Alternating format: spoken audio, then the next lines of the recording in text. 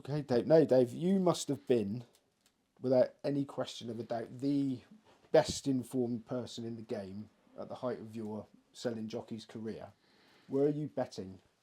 No, definitely not. Um, Is that just a choice that you made I because there I was no made rules about it? I made the choice. I don't think there was rules. I mean, I won't mention names, but I know of one agent who definitely was betting in my era.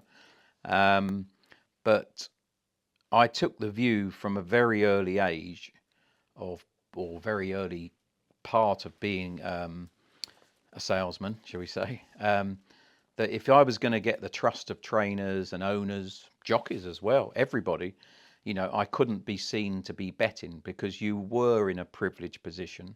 You did get told things which maybe not everybody would, but I took the view it wouldn't be professional. I wouldn't be able to build up rapport with trainers. And I honestly think by taking that decision, that allowed me to have some very strong and trusted relationships with some of the top trainers and owners. And looking back now, people say to me, said, "Yeah, but you must have had a bet. You must have known this. You must have known that."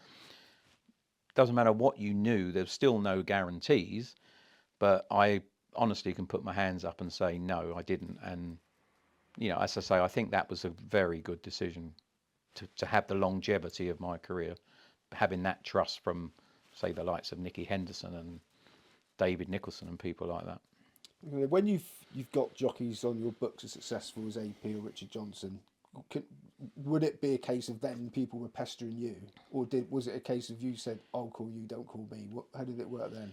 Um, I mean, I think obviously there'd be a lot of people who would ring up for rides, and no disrespect to the younger lads, but they're more likely to ring for AP or Richard Johnson, especially when there was other agents, because then they kind of waited for the agent to come to them. But I think the longer the time went on, you had to be on the phone more because I think trainers then got used to thinking, well, we don't need to ring anybody because A, B, or C will ring us, and then we can pick a jockey. So I would say it was probably at the end. At the start, it would have been 50-50. At the end, it was more 80-20, the agent ringing the trainer and then the trainer giving you an answer. Now we've heard stories about Lester Piggott back in the day negotiating various benefits for his services. I mean, was there ever like a bidding war for an enhanced fee or bigger share of the prize money for your top jocks?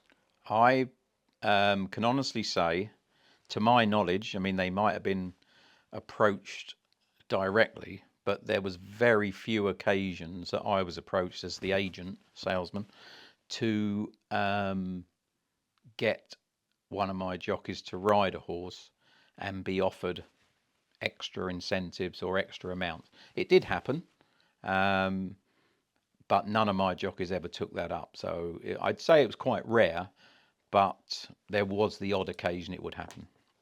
Okay, now how much would you say the things changed the way you did them over your career? Um, Greatly, because when I started, I was the only agent, salesman, whatever we're going to call me. So there wasn't much competition to start with, and probably for a few years there wasn't. So Jeff had dropped on um, a real niche that was untouched. I would nearly say the word was. But obviously, then there became more agents, and more people saw that was a good avenue to go in. So it came more competitive year on year. I liked it the old way where you'd ring up. You used to get the runners in the sporting life in the morning, and you'd ring up and you get the ride. And when it become very all done on a computer, and me being a bit old fashioned, that was a bit of a culture shock. Having to do it all on the computer. So um, I'd say now, when I retired, we used to use that. There was a lot more people just putting jockeys on horses, taking them off. The, the kind of the moral had gone out of it a bit, where you were trying to help, it became more of a battlefield. Did you ever take on jockeys that you didn't particularly like? Did you have to sort of hold your nose and just do business anyway, or did you pick and choose? I because I didn't really get to meet them, I didn't necessarily know what they were going to be like. So if I ever got approached by a jockey, I would speak to my senior jockeys, most of them, and say, have you got any reason why I shouldn't take on, Mr. X? And if there was an issue, or they just thought, well, we'd rather you don't, then I wouldn't take them on. But I would say most of my jockeys I had a good understanding with, and probably I could think of a handful who were pretty hard work, but I still think I had a good relationship with them, but it was a different relationship. You knew they were hard work. Okay, so this is probably a hard one, but what part of your career are you most proud of? What my career is most proud of? Well, I always judge myself, and again, I touched on this earlier. I know everybody wants to ride a winner at Cheltenham. I know everybody wants to win the Grand National. And even if you look at AP and say everybody wants to be champion jockey, my proudest moment for me would be the number of winners that AP rode. Just because I think I always base my career on numbers, not necessarily the Grand National. Because it's a bit like a football season. It's over 38 games. So when you're doing a championship or a season, it's over whatever time of year we're talking about, 12 months, 10 months, or when there was the summer break. And that's how I judged it. So I think it was the number of winners he ended up with, and over a period of time, I that will never be beaten. Even when I'm long and gone and buried in the ground, that will never be beaten. It's impossible to beat that total. Impossible because you never get somebody as driven as Tony McCoy. I don't think you'll ever see another jockey with the mentality of AP, and I don't think you'll see another jockey who has the mentality and the desire to win and the talent that goes with it. And I just think it's impossible for anybody to get near that figure. And that's no disrespect to anybody in the future when I'm long and gone. Well, it sounds to me like you and AP were a good match because obviously you were going over and above with a 20-hour. Nobody works 20 hours a day on a regular basis for a period of time. So going back the topsy-turvy nature of this interview, so going right back to the beginning again, you said that your father was keen to drive home a hard work ethic for you and your brothers.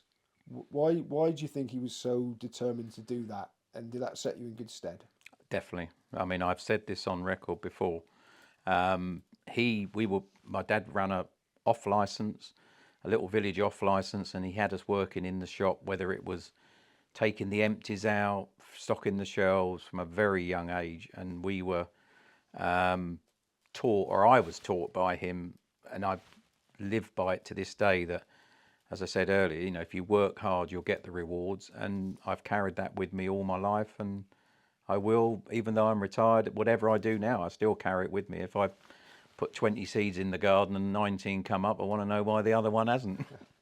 And is that something that you've replicated with your own kids? Yes, I've tried to install that in my kids, and I think they've definitely taken it on board. And I also, people who ask about your career and why do you think it was so successful, I try and install that in them, that that's my motto in life. If you work hard, not necessarily straight away, and it might be over a period of time, but you will get the rewards.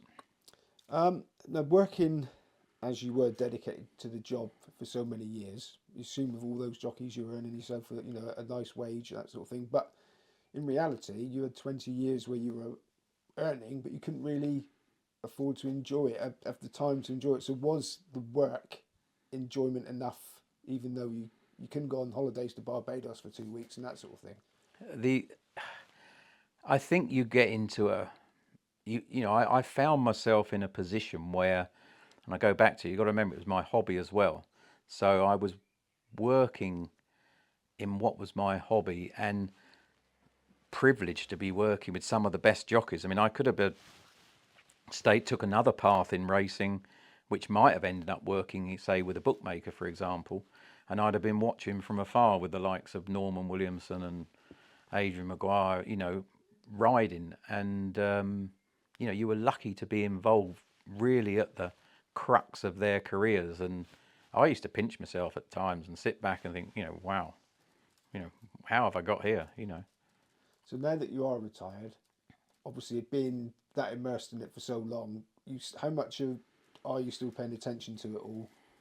I do follow it, not as much, because I told myself that if I'm going to step back, I need to step back.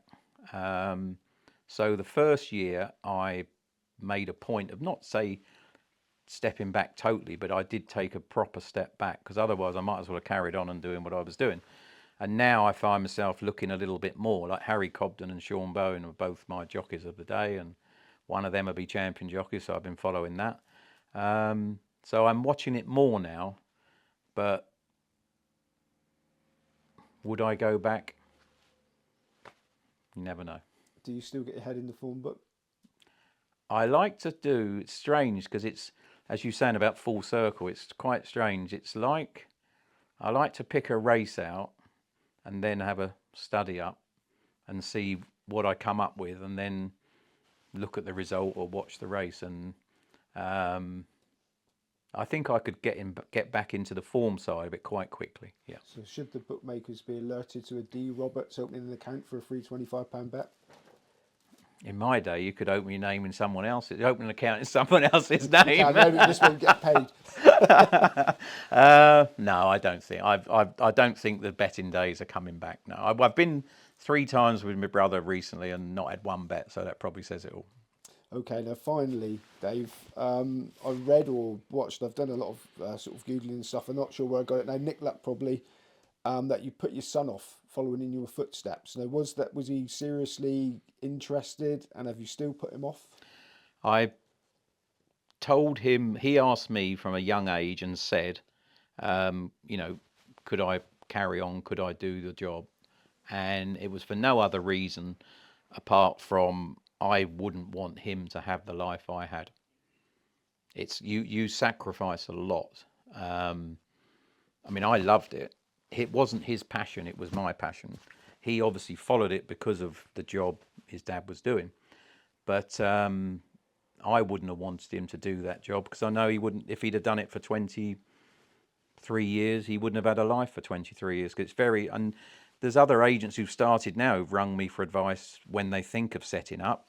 And I've said to them, you know, if you're going to work hard, you'll do well and you'll get the rewards. But if you've got a social life, forget it, because you won't have a social life. And that was going to be my last question. What would your advice be to anyone that fancies sort of muscling in and emulating your career?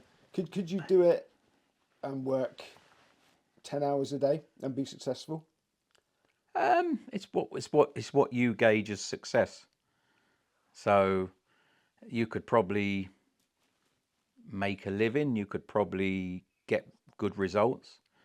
But if you were going to follow my mindset, you you basically have got to. I think the perfect situation for a jockey's agent would be for a single man who loves horse racing, has no other hobbies, and loves watching racing and being involved with racing 18 hours a day. If you've got a social life, if you've got a wife, if you've got a family, or if you've got another interest, forget it. If you're going to do the job like Dave Roberts did the job. Brilliant. Well, Dave Roberts, thank you very much. Thank you.